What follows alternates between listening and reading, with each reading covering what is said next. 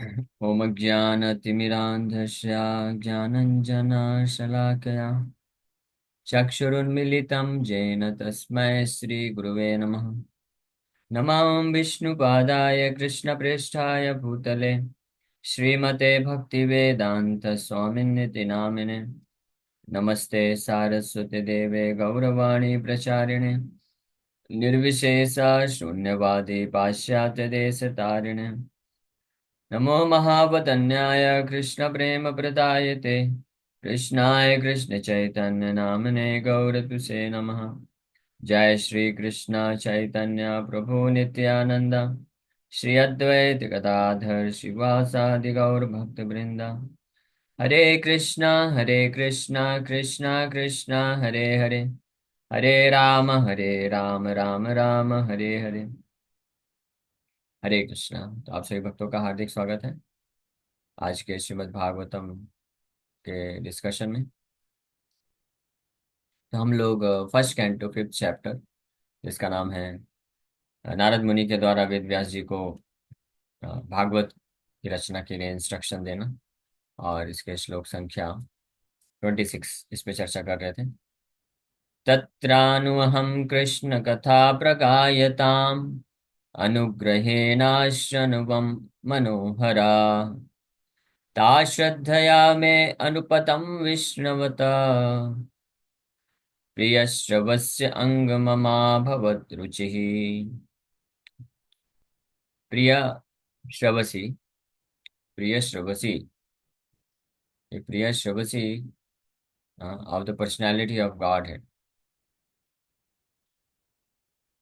भगवान का एक नाम है प्रिय श्रवसी। ये 26 एंड 27 दोनों में ये श्लोक आ रहा है, ये शब्द आ रहा है। ये 26 है और 27 में भी प्रिय श्रवस्य अपॉन द लॉर्ड। एनीवे, तो भगवान का एक नाम है प्रिय श्रवस। तो प्रिय श्रवस्य अंग ममा भवद रुचि, उनके प्रति रुचि उत्पन्न हो गई। बोल रहे हैं कैसे? ये दो दो कारण से। एक तो अनुग्रहेण, उनके द्वारा अनुग्रह प्राप्त हुआ। वो जो वैष्णव आए थे उन्होंने अनुग्रह करके कृष्ण कथा सुनाया, ये पहला कारण हुआ। कि लेकिन ये सफिशिएंट नहीं है। नारद मुनि फिर बताते हैं कि ता श्रद्धया में अनुपदम विष्णुता विष्णवतः, कि उनको श्रद्धा पूर्वक मैं अनुपदम अनु अहम, अनु मतलब नित्य रूप से, विष्णुवतः उसको ध्यान पूर्वक सुना। इसलिए भगवान प्रिय श्रवस्य, उनके प्रति रुचि मम अभवद रुचि ही। O Vyasadeva, in that association and by the mercy of those great Vedantists, I could hear them describe the attractive activities of Lord Krishna. And thus, listening attentively, my taste for hearing of the personality of God had increased at every step. So I could hear them describe the attractive activities of Lord Krishna. The great Vedantist के संग में आकर के उस रस को, उस ऋषि को प्राप्त कर लिए नारद मुनि भी। तो इसलिए यहाँ पे बताया। तो हम लोग कल इस पे चर्चा कर रहे थे। तत्र अनुअहम कृष्ण कथा प्रगायताम, अनुग्रहेण प्रगायताम कृष्ण कथा अशन्वन अशृण्वम मनोहरा। मनोहरा मतलब अट्रैक्टिव, यानी अट्रैक्टिव तरीके से, मन को हरने के तरीके से वो कृष्ण के बारे में वर्णन कर रहे थे। तो वास्तव में असली योग्यता क्या है भगवान कृष्ण के बारे में अगर कोई वर्णन करना चाहता है? असली योग्यता संस्कृत का ज्ञान होना, या बहुत ही उसको बोलते हैं, क्या बोलते हैं, बहुत अच्छा स्पीच ओरेटर इंग्लिश में बोला जाता है, यानी बहुत अच्छा स्पीच दे सकता हो, ये वास्तविक योग्यता नहीं है। वास्तविक योग्यता है वो जो भक्त गुणगान कर रहे हैं वो खुद इतने शुद्ध होने चाहिए, और दृढ़ता से भक्ति के सिद्धांतों का, नियमों का पालन करना चाहिए। जिनका हृदय शुद्ध होता है, तो वो जब कृष्ण की कथा में रुचि लेते हुए कृष्ण कथा करते हैं तो वो जो है अट्रैक्टिव हो जाता है। इसलिए वो अट्रैक्टिव बन जाता है। भगवान वास्तव में ये जो कृष्ण भक्ति है, ये एक इन्फेक्शन की तरह होता है, ये ट्रांसफर होता है। और ट्रांसफर जो है इसका मीडियम क्या है, कृष्ण कथा है। कृष्ण कथा के द्वारा कृष्ण भक्ति जो है जो वक्ता है उनके माध्यम से, उनके हृदय से जो श्रोता है उनके हृदय में ट्रांसफर होता है। ये एक ट्रांजैक्शन होता है ऐसे। तो जिसके पास वो भक्ति होती है वही कृष्ण कथा के माध्यम से ट्रांसफर कर सकते हैं। और जो रिसेप्शन करने वाले हैं वो भी योग्य होने चाहिए। जैसे बीज, धरती में बीज डाला जाता है तो बीज पोटेंट होना चाहिए, यानी बीज शक्तिशाली होना चाहिए। बीज अगर सड़ गया है या ड्राइड है, सूख सूख गया है, या उसको बर्न कर दिया गया है, तो बीज जो है धरती में बोने पे वो पौधा नहीं बन पाएगा। और साथ ही साथ में जो जमीन है, धरती है, वो भी उपजाऊ होनी चाहिए। तब ये दोनों के कॉम्बिनेशन से जब बीज को डाला जाता है फिर उसमें श्रवण कीर्तन किया जाता है, ये सॉरी सिंचाई किया जाता है प्रॉपर तरीके से, तब उसमें से पौधा निकलता है। तो ये महाप्रभु ये उदाहरण देते हैं, आई थिंक सनातन शिक्षा में या रूप शिक्षा में सनातन गोस्वामी को मध्य लीला में बताते हैं कि अ, गुरु कृष्ण प्रसादे पाए भक्ति लता बीज, ब्रह्मांड भ्रमित को न भाग्यवान जीव, गुरु कृष्ण प्रसादे पाए भक्ति लता बीज। पूरे ब्रह्मांड में भ्रमण करते करते करते करते कोई भाग्यवान जीव किसी एक प्रामाणिक गुरु के आश्रय में आ जाता है। प्रामाणिक गुरु मतलब जो कि गुरु शिष्य परंपरा से आते हैं और साथ ही साथ में शुद्ध भक्त होने चाहिए। तो अगर शुद्ध भक्त, किसी ऐसे शुद्ध भक्त का आश्रय मिल गया तो उनकी कृपा से और कृष्ण की कृपा से, गुरु कृष्ण प्रसादे पाए भक्ति लता बीज, गुरु और कृष्ण दोनों की कृपा से भक्ति लता बीज मिलता है। तो कृष्ण की कृपा कैसे होती है? कृष्ण की कृपा वास्तव में होती है गुरु प्रदान करके। तो वास्तव में सबसे पहली कृपा कृष्ण की होती है। तो कृष्ण कृपा करके ऐसे कोई ब्रह्मांड भ्रमित है, पूरे ब्रह्मांड में भ्रमण करने वाले जीवात्मा जो कि अब योग्य बन जाता है, इतनी सुकृति अर्जित कर लेता है, करोड़ों करोड़ों जन्मों से बहुत सारे अलग अलग प्रकार से धर्म कर्म सेवा ये सब करके जब वो वास्तविक सुकृति को प्राप्त कर लेता, मैच्योर हो जाता है उसका सुकृति, तो उसके कारण उसके हृदय में इच्छा उत्पन्न हो जाती है, sincere desire to understand the supreme lord, भगवान कृष्ण को समझने की जो जो सिंसियर डिजायर है वो उत्पन्न हो जाती है, भगवान को प्राप्त करने की इच्छा उत्पन्न हो जाती है। तो वहाँ उस स्थिति को भगवान जानते हैं, परमात्मा के रूप में भगवान सबके हृदय में निवास करते हैं, तो भगवान जान जाते हैं कि अभी ये योग्य हो गया है। तो ऐसे भक्त को फिर एक प्रमाणिक गुरु शुद्ध वैष्णव के संपर्क में ला देते हैं भगवान। और फिर जब वो फिर शुद्ध वैष्णव जो होता है वो बीज का दान करता है, भक्ति लता बीज प्रदान करता है। हाँ। और वो कैसे प्रदान करते हैं भक्ति लता बीज? ये कृष्ण कथा के माध्यम से। हाँ। और स्पेसिफिकली बोला जाए तो दीक्षा का जो प्रोसेस है वो वही चीज करता है, वही कार्य होता है उसमें। दीक्षा काले शिष्य करे आत्मसमर्पण, सही काले कृष्ण तारे आत्मसम। हाँ, उसको अपने जैसा मान लेते हैं। तो दीक्षा के समय में ये कार्य होता है, बीज प्रदान किया जाता है, भक्ति लता बीज को प्रदान किया जाता है। और उसके पश्चात फिर सिंचाई करना जरूरी होता है, क्योंकि सिंचाई नहीं करेंगे तो बीज कितना भी पोटेंट है और जमीन भी उपजाऊ है, लेकिन प्रॉपर समय समय पे सिंचाई नहीं होगा तो भी उसमें से पौधा नहीं निकलेगा, या निकलेगा तो अच्छे से ग्रो नहीं करेगा। तो उसी प्रकार से किसी प्रमाणिक गुरु के आश्रय में आ गए हैं, उनसे दीक्षा ले लिए हैं, और तो यानी बीज प्राप्त हो गया है, भक्ति लता बीज बोलते हैं, भक्ति लता, भक्ति का बीज प्राप्त हो गया है। अब जमीन उपजाऊ होने का अर्थ क्या है? जैसे नारद मुनि की जो योग्यता यहाँ पे बताई जा रही है उसको जमीन उपजाऊ बताया गया है कि शुश्रूषमाणे यानी श्रद्धा होना चाहिए, और इंक्वायरी करना चाहिए लेकिन सबमिसिव तरीके से, चैलेंज करके नहीं। और जो यहाँ पे अनुवर्तिनी पिछले श्लोक में आया है कि आज्ञाकारी होने चाहिए।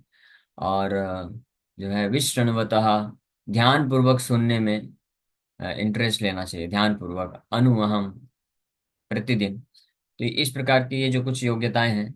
और दानते इंद्रियों में संयम होना चाहिए, यानी चार नियम पालन करना इसलिए बहुत जरूरी है। वो हमारे जमीन को उपजाऊ बनाएगा।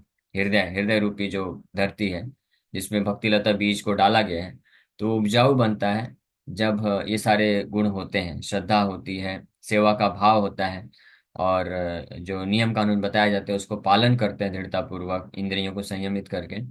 तो फिर जो धरती होती है वो उपजाऊ होती है और उसमें बीज को डाला गया है। अब उसके ऊपर फिर सिंचाई करना होता है, रेगुलर सिंचाई करना होता है। सिंचाई क्या है? श्रवण कीर्तन जले सींचे, ये महाप्रभु बोलते हैं। हाँ, आपको दिखा देते हैं। ब्रह्मांड भ्रमित को न भाग्यवान जीव, गुरु कृष्ण प्रसादे पाए भक्ति लता बीज।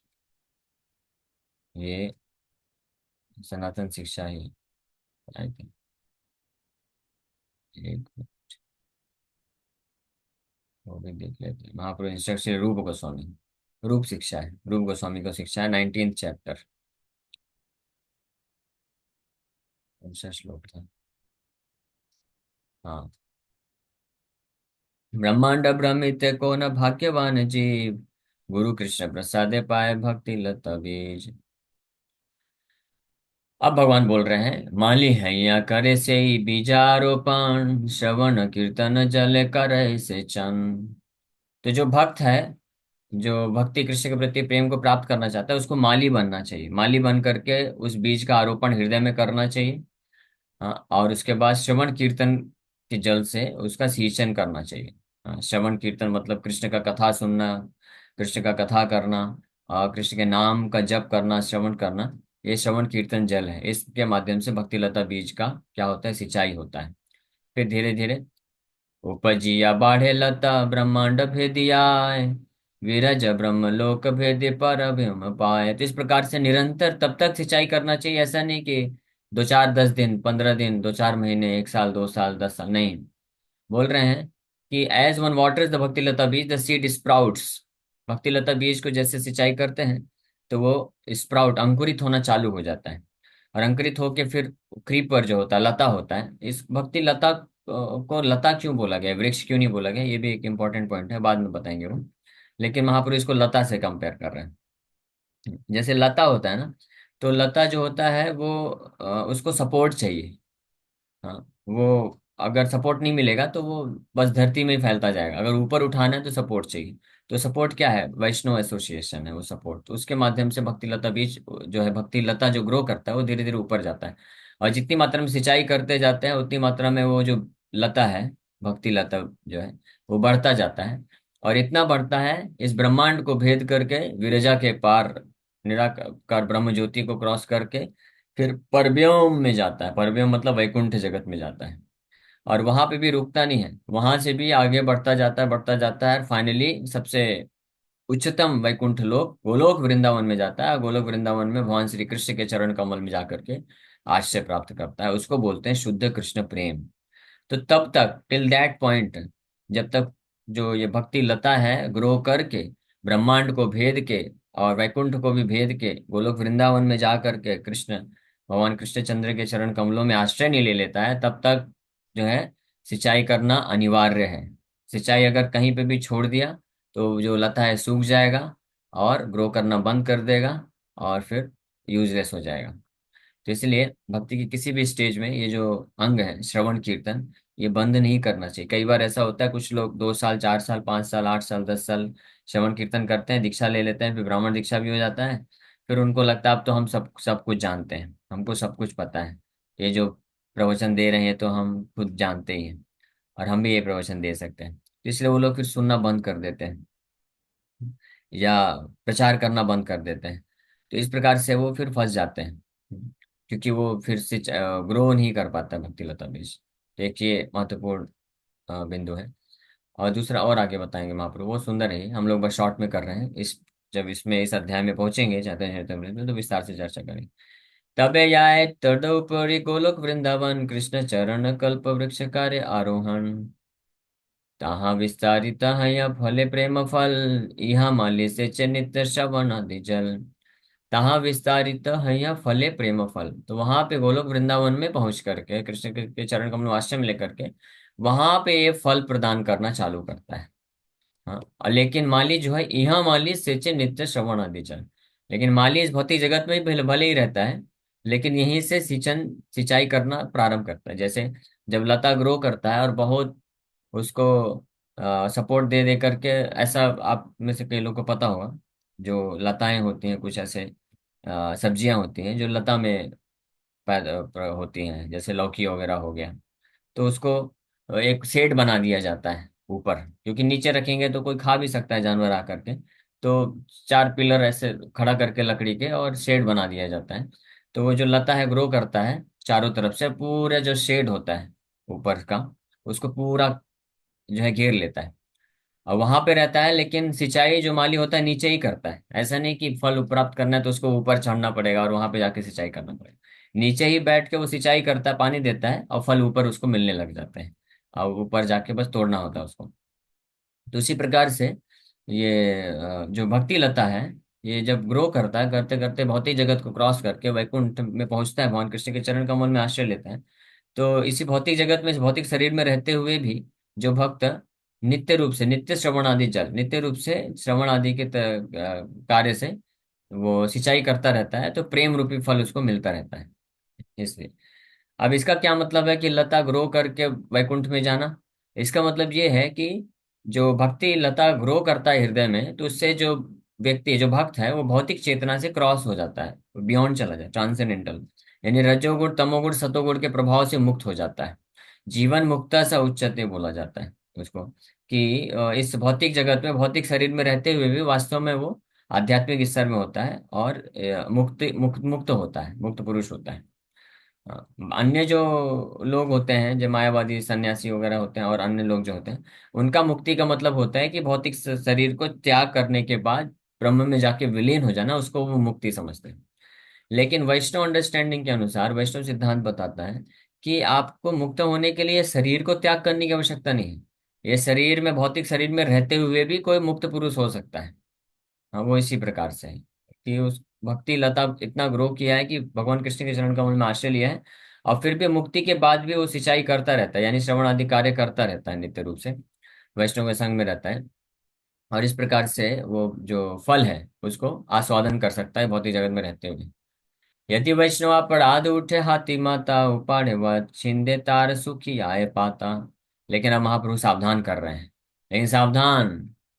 हाँ, ये लता तो बहुत अच्छा है, सिंचाई भी चल रहा है, और हृदय भी, धरती भी अच्छी है, बीज भी अच्छा है, सिंचाई भी चल रहा है, और लता ग्रो भी कर गया है, और फल भी मिलेगा। और इससे सिंचाई करते रहो।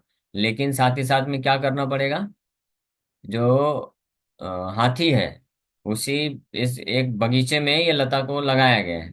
तो इस बगीचे के आसपास एक पागल हाथी भी भ्रमण कर रहा है। तो सावधान रहना पड़ेगा कि वह हाथी इस बगीचे के अंदर न घुस जाए। अगर घुस गया तो सब तहस नहस कर देगा। वर्षों की मेहनत, जैसे कोई माली होता है, एक बहुत सुंदर बगीचा बनाता है, उसमें बहुत सारे फूल, फल फूल के पौधे लगाता है, वृक्ष लगाता है, और बहुत अच्छे से उसको मेंटेन करता है, सालों साल लग जाता है, बहुत मेहनत करना होता है। लेकिन अगर एक पागल हाथी किसी कारण बस 1-2 घंटे के लिए भी घुस गया, तो सब तहस नहस कर देगा। बहुत सारे पौधे तो ऐसे जड़ से उखाड़ के फेंक देगा, और कुछ ऊपर के सब तोड़ ताड़ डालेगा। तो पूरी मेहनत बेकार। तो उसी प्रकार से वैष्णव अपराध को महाप्रभु इससे कंपेयर करते हैं। सोचिए कितना गंभीर है वैष्णव अपराध। If the devotee commits an offense at the feet of a Vaishnava while cultivating the creeper of devotional service in the material world, his offense is compared to a mad elephant that uproots the creeper and breaks it. In this way, the leaves of the creeper are dried up. हाँ, जैसे बहुत बहुत सुंदर बगीचा है, बहुत फल फूल लदे लदे हुए हैं, झाड़ी है, सब कुछ है। लेकिन अगर पागल हाथी घुस गया और रूट से, जड़ से वो पौधों को उखाड़ दिया, तो अभी वो पत्ते, जड़ वगैरह सब दिखेगा, लेकिन 2-3 दिन के बाद पता चलेगा ये तो सूख गया सब। तो जब अंदर जाके देखेंगे तो ये लगती है तो जड़ पूरा निकाल तोड़ दिया है, निकाल दिया, इसलिए सूख गया। तो उसी प्रकार से वैष्णव अपराध उस प्रकार से कार्य करता है। वैष्णव अपराध अगर कोई कर देता है, तो भले ही वो फल फूल, जो जड़ वगैरह दिखता है बाहर से, यानी वो वैष्णव ड्रेस पहनेगा, तिलक लगाएगा, कंठी माला पहना है, जप करेगा, मंगला आरती आएगा, सब कुछ करेगा, लेकिन कुछ समय पश्चात वो वैष्णव अपराध का परिणाम निकलता है, और उसका जो भक्ति का रस है वो सूख जाता है, उसको रस नहीं मिलता फिर। उसको फिर उस भौतिक उसके हृदय में भौतिक इच्छा तीव्रता से प्रवाह करने लग जाता है, और फिर वो निर्णय ले लेता है कि मैं भक्ति छोड़ के भौतिक जगत में जाऊंगा। तो ऐसा होता है, कई बार देखा गया है ये। स्पेशली वैष्णव, मतलब यहाँ पे शुद्ध वैष्णव की बात की जा रही है।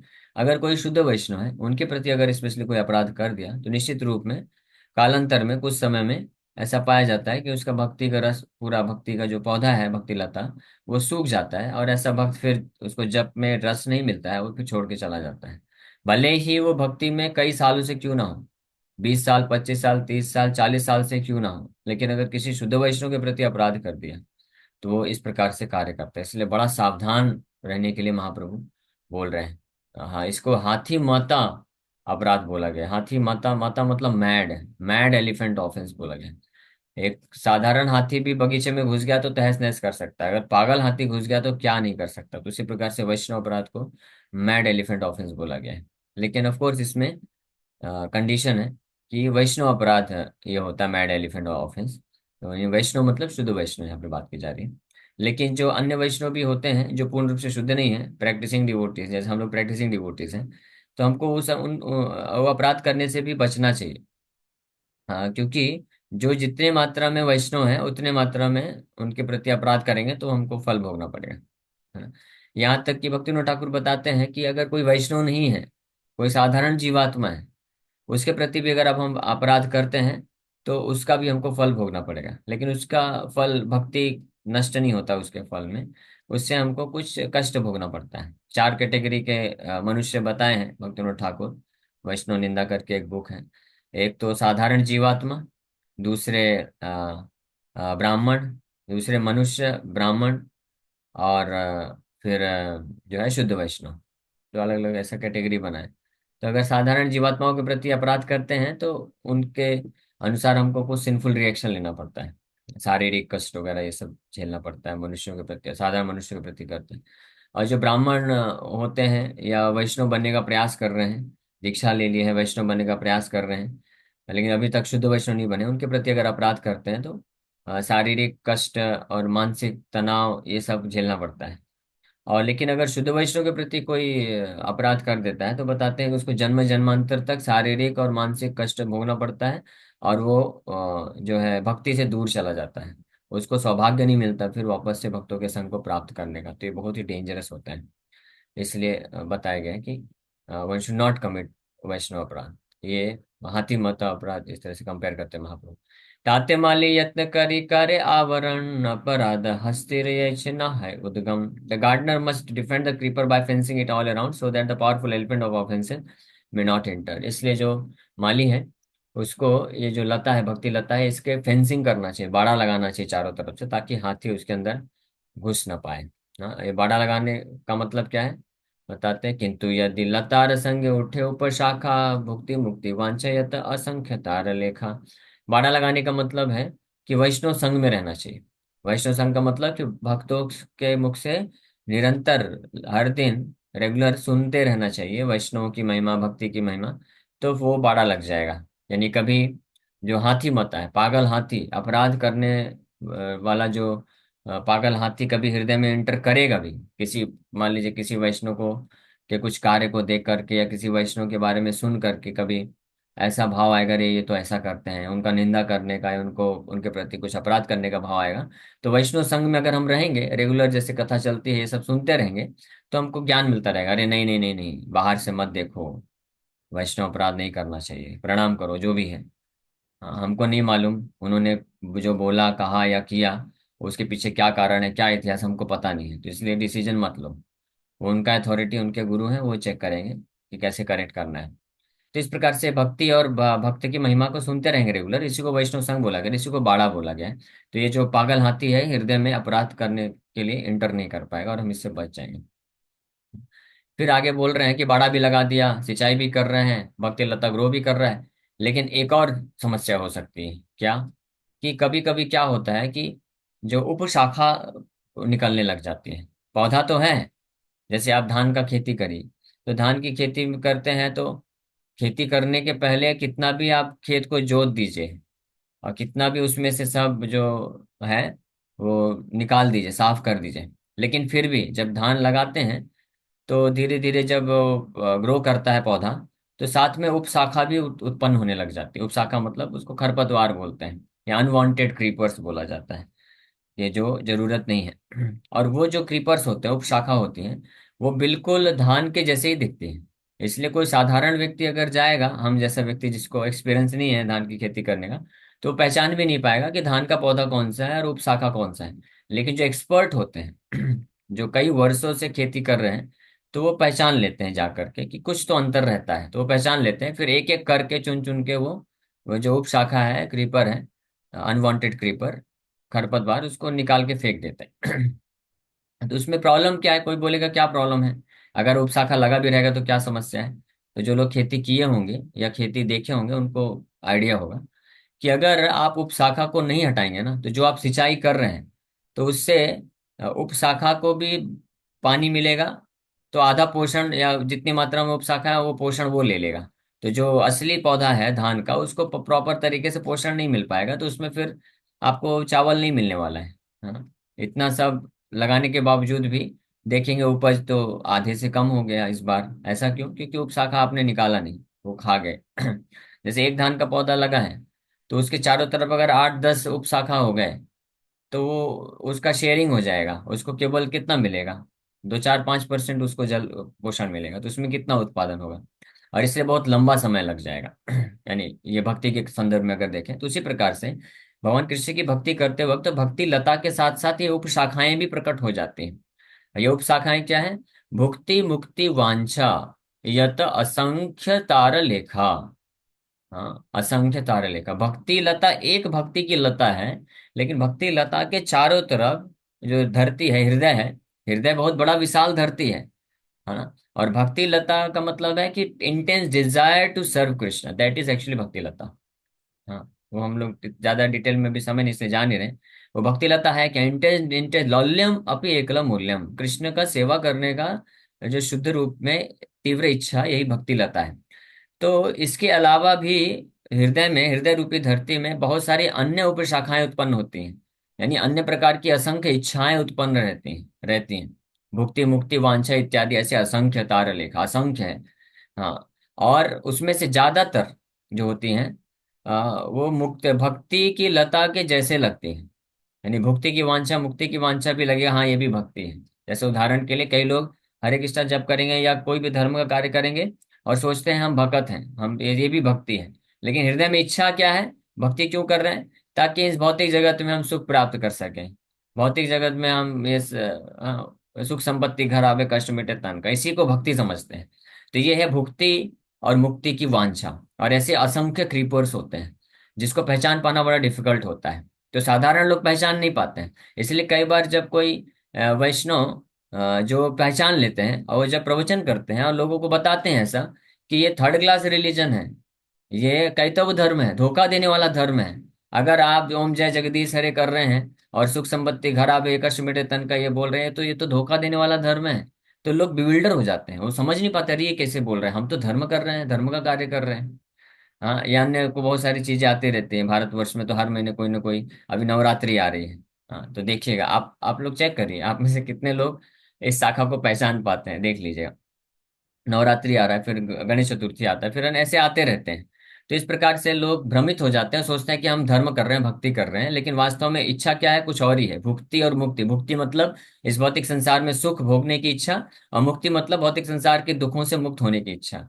इसको भुक्ति मुक्ति बोला जाता है। तो जो भक्ति लता की शाखा के जैसे दिखता है, तो कोई केवल और केवल एक एक्सपर्ट डिवोटी जो है उन शाखाओं को पहचान लेगा और उसको उखाड़ के फेंक सकता है। अगर इसको नहीं फेंकेंगे तो हम जितना भी धर्म का कार्य भक्ति का कार्य कर रहे हैं, सिंचाई तो खूब कर रहे हैं, लेकिन ये सब कहाँ चला जा रहा है? भुक्ति मुक्ति वांछा की पूर्ति करने के लिए चला जा रहा है, शुद्ध भक्ति को प्राप्त कर ही नहीं पा रहे हैं। और जो वास्तविक जो भक्ति लता है, वो उसको जल मिलता नहीं है, और वो सूख के ऐसे ही खत्म हो जाता है, ड्राइड अप हो जाता है। तो इसलिए ये बहुत ही महत्वपूर्ण है। इस पे हालांकि और भी बहुत सारी चीजें हैं, लेकिन हम लोग समय आने पे इस पर और चर्चा करेंगे। तो महाप्रभु यहाँ पे इस प्रकार से बोल रहे हैं। और फिर और भी अननेसेसरी क्रीपर्स बता रहे हैं, निषिद्धाचार कूटी नाति जीव हिंसन लाभ पूजा प्रतिष्ठा आदि यत उपशाखागण, ऐसे अनेकों अनेकों हैं। तो ये सब से मुक्त होना जरूरी है। तो ये सब से पहचानना और मुक्त होना, इसका एक ही सोल्यूशन है कि किसी ऐसे शुद्ध वैष्णव के संग में रह करके जब हम श्रवण करेंगे, उनसे सीखेंगे, तब हम वास्तव में जान सकते हैं। इसलिए भक्ति के तत्व और सिद्धांत को समझना बहुत जरूरी है। इसलिए केवल हरे कृष्ण महामंत्र जप करने से सब कुछ हो जाएगा, लेकिन ये कंडीशन है कि वो हरे कृष्ण मंत्र जो जप हो रहा है वो केवल भक्ति लता के पोषण के लिए इस्तेमाल होना चाहिए। तो जब तक हम तत्व सिद्धांत कथा को ध्यानपूर्वक नहीं सुनेंगे, तब तक हम जो भक्ति लता है उसको बाड़ा नहीं दे पाएंगे, फेंसिंग नहीं कर पाएंगे, ताकि हाथी मता वैष्णव अपराध इससे बचा पाए। और जो बाड़ा के अंदर भी, सोचिए बाड़े के बाहर तो खतरा है, उसको तो बाड़ा लगा दिए, लेकिन बाड़े के अंदर भी खतरा है, उपशाखाएं बहुत सारी प्रकट हो रही हैं, तो उसको कैसे नष्ट करेंगे? जब तक हम श्रवण नहीं करेंगे तब तक ये संभव नहीं है। ओके, तो अभी समय हो गया, अभी विराम करते हैं। Thank you very much. Hare Krishna Hare Krishna, Krishna Krishna Hare Hare Ram Hare Ram. Yes, Rakesh Veer Krishna Prabhu ji, आपको भी पूछना है? हाँ। प्रभु जी, ऐसा कह सकते हैं क्या कि जब हम भक्ति में टॉप लेवल में जाने का प्रयास करते हैं, मैंने विश्व से विश्व प्रयास करते हैं, तो माया देवी भी और कलयुग महाराज भी हमारा टेस्ट लेते हैं अलग अलग रूप में, जैसे कि हाँ रोग व्याधि बिल्कुल। है, पाप अपराध के रूप में, या कि समस्याओं के रूप में, ऐसा कह सकते हैं, समझ सकते हैं क्या? हाँ यस, वो तो टेस्ट तो चलता ही है कि भक्ति में जितना आगे बढ़ते हैं उतने ही टेस्ट और गहरे होते जाते हैं, कठिन टेस्ट होते जाते हैं। जैसे जो बच्चा जैसे जैसे स्टैंडर्ड बढ़ता जाता है, फर्स्ट क्लास से फिफ्थ क्लास, फिर टेंथ क्लास, ट्वेल्थ क्लास, फिर आईआईटी का देता है या यूपीएससी देगा, तो उतने एग्जाम और कठिन होते जाते हैं। तो इसी प्रकार से भक्ति में हम जितना आगे बढ़ते हैं तो उतने एग्जाम, माया के टेस्ट और कठिन होते चले जाते हैं, तो ग्रॉस, स्थूल से सूक्ष्म की ओर जाते हैं। हाँ, लेकिन वो जो है टेस्ट में कोई भी पास हो सकता है अगर केवल ये कार्य करे, श्रवण आदि जो कीर्तन, महाप्रभु इसलिए शिक्षा दे रहे हैं रूप गोस्वामी को कि इस प्रकार से सतर्क रह करके अगर वैष्णव के संग में कोई रहेगा और श्रवण कीर्तन करते रहेगा ध्यानपूर्वक, तो वो सारे टेस्ट को पास कर जाएगा, क्योंकि भगवान भी परमात्मा के रूप में हृदय में है। वो भी मदद करते हैं जैसे जैसे जो भक्ति में आगे बढ़ता है, और वैष्णव भी मदद करते हैं, और वो खुद भी धीरे धीरे भक्ति की परिपक्वता में जाते जा जाकर समझने लग जाता है। तो इस प्रकार से ओवरकम किया जा सकता है। लेकिन इसलिए जरूरी है कि भक्ति के किसी भी स्टेज में हम वैष्णव संग, यानी वैष्णव से श्रवण करना ना बंद करें। हम चाहे कितना भी माला जप करने लग जाएं, क्योंकि ऐसा कई बार होता है, देखा गया है कि कुछ भक्त लोग होते हैं 2 4 5 साल 8 साल में डेली अच्छा माला जप करने लग जाते हैं, मन भी नियंत्रित हो जाता है, सात्विकता में आ जाते हैं, तो वो सोचते हैं कि अब हमको श्रवण कीर्तन और भागवत पढ़ना ये सब जरूरी नहीं है। मैं पर्सनली गुड़ाकेश प्रभु जो कि डेली 128 माला जप करते हैं, मैं उनसे पर्सनली मिला।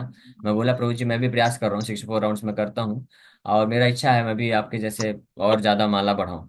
तो मेरे को बहुत इमीडिएटली एक बहुत इंपॉर्टेंट इंस्ट्रक्शन दिए कि अगर आप करना चाहते हैं तो भागवत श्रवण, भागवत और पठन ये कभी मत छोड़ना।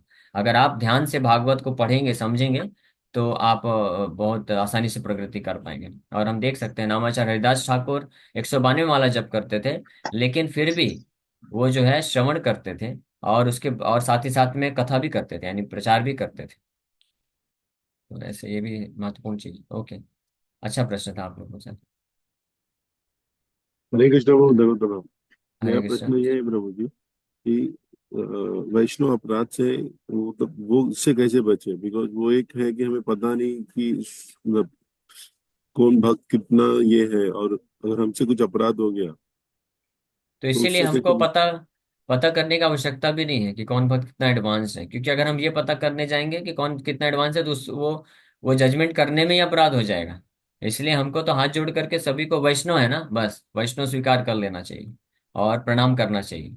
उनसे उनसे मतलब लड़ाई नहीं करना चाहिए, दोष नहीं देखना चाहिए, निंदा नहीं करना चाहिए, कम से कम ये कार्य तो नहीं करना चाहिए। केवल और केवल जो अथॉरिटी होते हैं, गुरु होते हैं, काउंसलर हैं, मेंटर हैं, जो भक्तों को गाइड कर रहे हैं, उनको अधिकार, उनके पास अधिकार है ये देखने का कि इसके अंदर क्या क्या दोष हैं, फिर उसको करेक्ट करने का, है ना। लेकिन वो जो अधिकारी भी होते हैं यानी काउंसलर गुरु हैं, वो भी वो वैष्णव को करेक्ट जो दोष देखते भी हैं, तो वो उसको करेक्शन के लिए वो उसको दोष देखते हैं, और करेक्ट करने के लिए, सुधार करने के लिए। वो भी निंदा नहीं करते हैं ऐसे, मतलब बाकी सबको जा करके निंदा करें।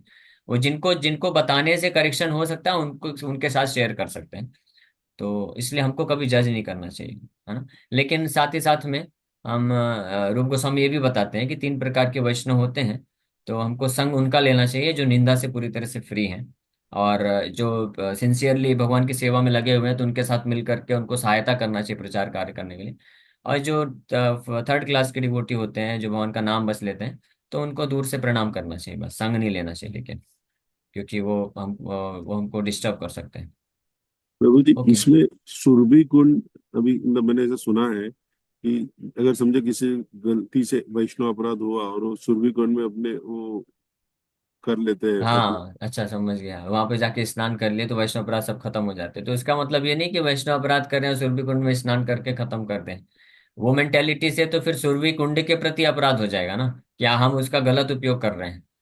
सूर्य जी सही बात है, वृंदावन में गोवर्धन के पास सुरभि कुंड है, वहां पे जाकर के इंद्र का अपराध भंजन हुआ था। तो वहां पे अगर कोई जाके स्नान कर लेगा तो उसके वैष्णव अपराध भी नष्ट हो जाते हैं, इतना पावरफुल है वो वहां पे स्नान करना। लेकिन अगर कोई इस मेंटेलिटी के साथ जाके वहां पे स्नान करेगा कि चलो मैंने वैष्णव अपराध किए, सब खंड सब नष्ट हो जाए, अब इसलिए मैं कितने भी वैष्णव अपराध कर भी देता हूँ, दो चार इधर उधर उड़ा देता हूँ लोगों को, तो भी चलेगा। तो वो फिर अपराध तो नष्ट हो जाएगा वैष्णव के प्रति, लेकिन एक महान अपराध हो जाएगा, जैसे नाम अपराध है, नाम के बल पे पाप करना। तो हरि नाम जप करने से सारे पाप नष्ट हो जाते हैं, सही बात है। लेकिन अगर कोई इस मेंटेलिटी से नाम जप करता है कि मेरे सारे पाप नष्ट हो जाएंगे इसलिए मैं पाप करने के लिए वापस तैयार हो जाता हूँ, तो वो नाम के प्रति फिर महान अपराध हो जाता है। ठीक है। ओके, तो अभी समय भी हो गया है और दो प्रश्न और हरे हैं। हरे कृष्णा प्रभु जी। तो हरे कृष्णा।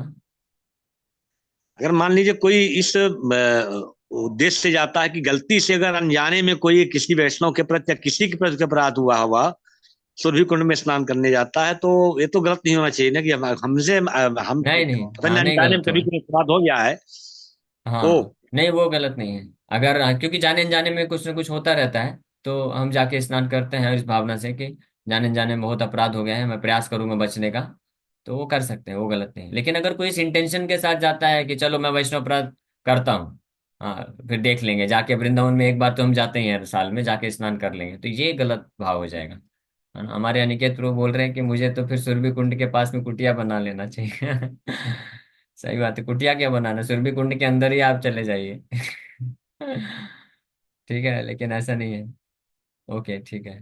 हरे Prabhu ji, Krishna last Prabhu. Last last last question please, दो हाँ सेशन यस से मुकेश। हाँ। यस मुकेश। हरे कृष्णा प्रभु जी, आपने बताया कि मतलब हृदय में अपने मतलब हार्ट में मतलब भक्ति लता बीज के द्वारा भक्ति सिंचन करना चाहिए, और शुद्ध वैष्णवों का संग लेके। तो मतलब आजकल तो सबको सबको मतलब भक्ति करना ही है, और सब लोग जुड़ते भी है और वापस भी चले जाते हैं। तो मैं ये पूछना चाहता हूँ कि ऐसा कौन सा बल है जो भक्ति में ऑलवेज हमको मतलब शुद्ध वैष्णव से जुड़ा रखता है और हमें आगे बढ़ने में मदद करता है? कौन सा ऐसा बल है? अगर हम ये नारद मुनि के जितने भी गुण बताए गए हैं ना, अगर आप इस पे मेडिटेट करेंगे तो अपने आप हो जाएगा। और विशेष रूप से श्रद्धा और सेवा का भाव अगर ये रहता है किसी के हृदय में, तो निश्चित रूप में ऐसा भक्त जो होगा फिर अपराध नहीं करेगा। यानी अप्रिसिएशन हम्म। होना चाहिए वैष्णव के प्रति। और उसके लिए जरूरी है कि एक तो हम उनसे श्रवण करें और उनके बारे में, उनकी ग्लोरीज को सुने, वैष्णव की महिमा को सुने। और साथ में ऐसे लोगों से या ऐसे भक्तों से भी, ऐसे थर्ड क्लास भक्तों से भी डिस्टेंस बना के रखें जो कृष्ण कथा नहीं करते हैं लेकिन भक्तों का निंदा करने में एक्सपर्ट होते हैं। तो क्योंकि हम्म। निंदा हम सुनेंगे तो ऑटोमेटिकली कितना भी, आप अगर भगवान का भी निंदा सुनेंगे ना, तो भगवान के हम्म। प्रति भी आपका जो है दोष उत्पन्न हो जाएगा भाव, इतना पावरफुल है निंदा सुनना। इसलिए बहुत से कई शास्त्रों में बताया गया है कि निंदा कभी नहीं सुनना चाहिए, ना तो ना करना भी नहीं चाहिए, और उतना ही डेंजरस है सुनना भी। तो इससे अगर हम बचेंगे और साथ में भक्तों का श्रवण करते रहेंगे, भागवत कथा ये सब सुनेंगे, तो हमारा सेवा भाव अच्छा और श्रद्धा बना रहेगा, और इस तरह से हम ग्रो कर सकते हैं। और प्रभु जी, मैंने ये नोट किया है कि ये भागवत सुनने से ना एक अपने को ये पता चलता है कि कौन से मतलब क्या सही है भक्ति में और क्या नहीं है। हाँ तो हाँ, ये सही एक बात। क्लियर क्लियर बेस समझ में आता है। Yes yes. यस। ठीक है। Okay, Hare Krishna. Thank you. Hare Krishna. Hare Krishna.